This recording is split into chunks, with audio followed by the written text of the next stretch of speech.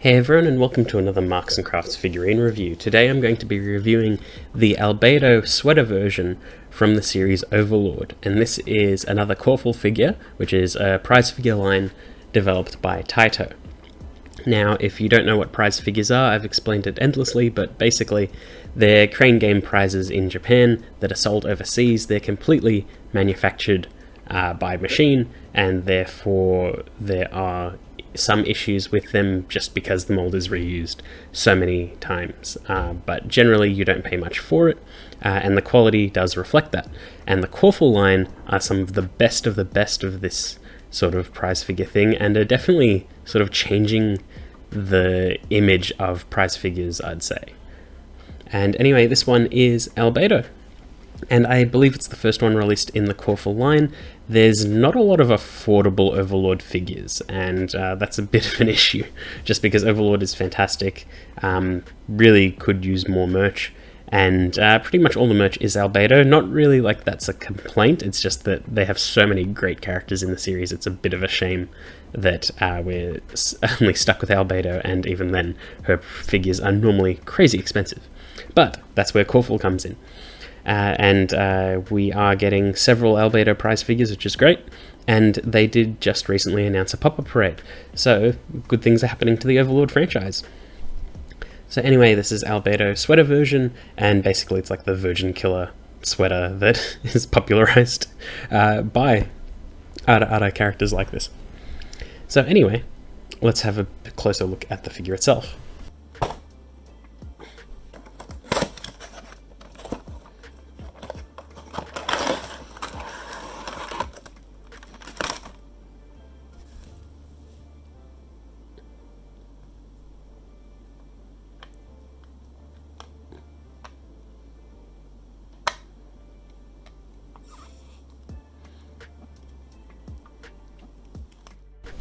Alright, so here's Albedo out of the box, and she is looking fantastic.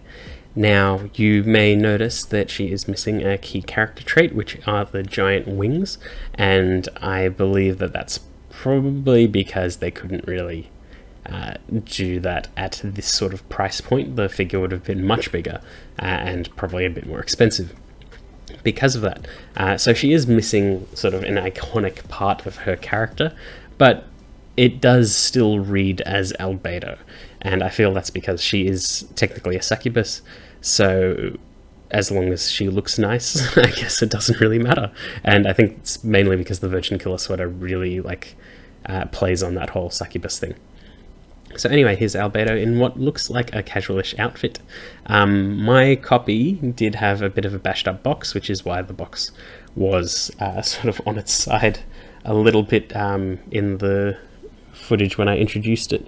Don't know if the box damage is really showing that well on camera, but yeah, it came a bit bashed up, which I think might have damaged the figure just a little bit because her hair loop on top is pretty much bent out of shape. But regardless of that damage, figure still looks great.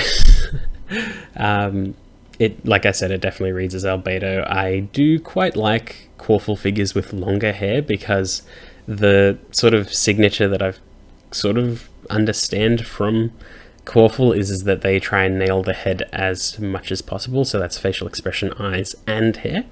And it seems like the main signature is how the hair always transitions into clear plastic and lighter colors, and the longer the hair, the clearer that transition is, and Albedo is a great example of that.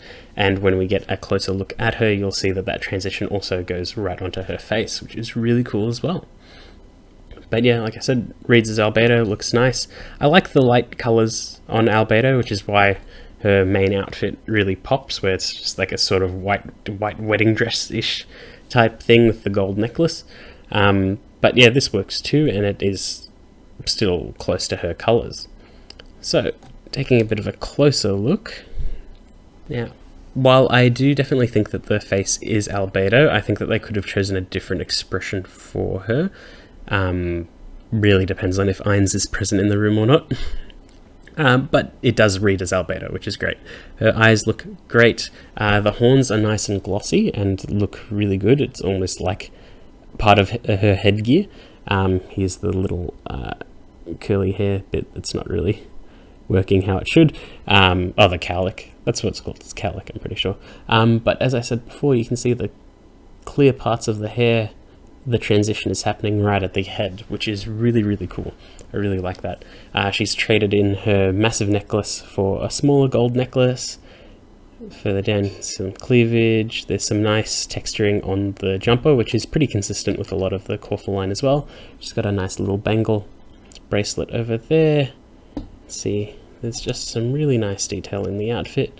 Stockings look nice, and her shoes are simple but look good as well. And here's her base, which looks really cool. It's branded Overlord 4. They've really been branding everything Overlord 4 lately, even though you could probably just brand it as a general Overlord. But yeah, looks good. You can see the transition in her hair down here. I'll just spin her around so you can see it a bit better. And that looks great. Unfortunately, this is also where there are some paint errors. Thankfully, it's not on the front, so it doesn't bother me too much. But I couldn't get this little white bit out on the side here. There's another mark somewhere over here, and you can see how there's a few bits of paint reflecting the light awkwardly. That means it wasn't a consistent paint job, which thankfully doesn't transition into the main viewing angle, but it is worth mentioning regardless. So yeah, it's probably one of the slightly more inconsistent Coreful's, but thankfully the ones that I've been looking at lately, the issues aren't really on the front so much, except for the renewal Ichika, which is a shame that the paint error is right on the top of her head, but I can ignore that. Yeah, it's a little bit inconsistent. It is a bit of a shame that my figure came damaged, so I'm not too sure if that cowlick would have turned out better or not. It is something that is fixable. You can always heat up the plastic with a hairdryer or something like that and slowly bend it into place, or the more risky thing is break it off and then realign it and glue it back in the correct way. Because it is bendy plastic, I think it might keep returning to the same position, so it might be better gluing it. But that's a problem for me to figure out. But anyway, this is a pretty good figure. I am glad that now we have affordable Albedos and affordable Overlord figures. Hopefully that paves the way for way more beyond just Albedo, and especially the pop-up parades, paving the way for even more characters, because everyone from Nazarick probably deserves a pop-up parade or some sort of representation. Don't just leave it at Albedo, at least do Irons, maybe Shaltier. But yeah, it's a pretty solid figure. I don't really have any complaints in the sculpt or anything like that that would make me go, no, you shouldn't buy this. But yeah, really good. Hope it's a sign of things to come. And I hope you enjoyed that video, and I'll see you all next time.